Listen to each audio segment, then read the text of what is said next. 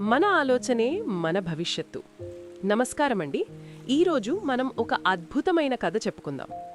ఒక వ్యక్తి గొప్పవాడు కావాలన్నా లేదా పేదవాడిలా ఉండిపోవాలన్నా అది అతను వేసుకునే బట్టల మీదో అతని దగ్గర ఉన్న డబ్బు మీదో ఆధారపడి ఉండదు.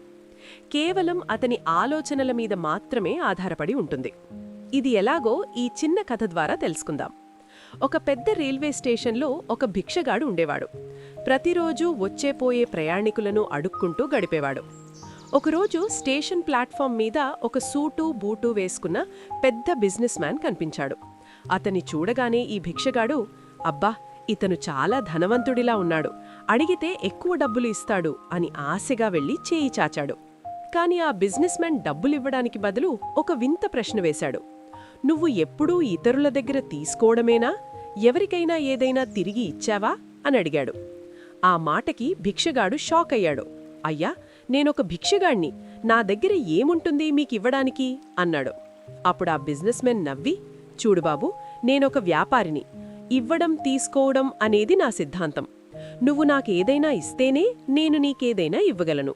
నీ దగ్గర ఇచ్చేదేమీ లేనప్పుడు నేను నీకేమీ ఇవ్వలేను అని చెప్పి ట్రైనిట్టి వెళ్ళిపోయాడు.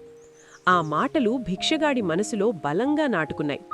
నేనిన్నాళ్ళు కేవలం అడుగుతున్నాను కాని ఏమీ తిరిగి ఇవ్వడం లేదు, అందుకేనేమో నా పరిస్థితి ఇలాగే ఉంది అని ఆలోచించడం మొదలుపెట్టాడు. 2 రోజులు అతను ఎవర్నీ ఏమీ అడగలేదు. 3వ రోజు స్టేషన్ పక్కన పూసిన కొన్ని అడవి పూలను చూశాడు. వెంటనే అతనికి ఒక ఆలోచన వచ్చింది.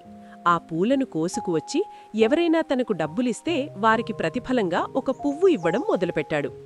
ఆశ్చర్యంగా ప్రయాణికులు ఆ పువ్వును చూసి సంతోషంగా డబ్బులివ్వడం మొదలుపెట్టారు. కొన్నాళ్ల తర్వాత మళ్లీ అదే బిజినెస్ మ్యాన్ అక్కడ కనిపించాడు. భిక్షగాడు పరిగెత్తుకెళ్ళి, సార్, ఈరోజు నా దగ్గర మీకివ్వడానికి పూలున్నాయి, ఇవి తీసుకోండి అని ఇచ్చాడు.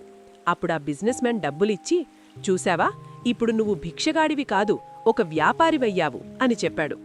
ఆ ఒక్క మాట అతని జీవితాన్ని మార్చేసింది. నేను భిక్షగాణ్ణి కాదు, వ్యాపారిని అని తనను తాను నమ్మడం మొదలుపెట్టాడు. ఆ రోజే భిక్షాటన మానేశాడు. 6 నెలల తర్వాత అదే స్టేషన్లో 2 సూటు వేసుకున్న వ్యక్తులు ఎదురుపడ్డారు. ఒకరు పాత బిజినెస్ మ్యాన్, ఇంకొకరెవరో తెలుసా? ఆ భిక్షగాడే. ఇప్పుడతనొక పెద్ద పూల వ్యాపారి. మనం మనల్ని ఎలా చూసుకుంటామో మన జీవితం అలాగే ఉంటుంది. మిమ్మల్ని మీరు తక్కువ అంచనా వేసుకోకండి. మీ ఆలోచన మారితే మీ ప్రపంచం మారుతుంది.